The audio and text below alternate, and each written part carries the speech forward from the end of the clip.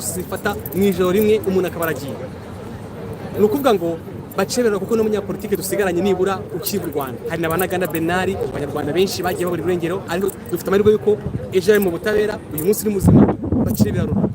Niba ndashaka amahoro, ndashaka imyigaragambyo, ndashaka abanyarwanda barakaye, nareke Victoire Ingabire niyemere agane n'abaturage. Ninde muntu utakifuza inyungu rusange nawe? Ninde muntu utakifuza yuko abanyarwanda bagomba kumvikana nawe?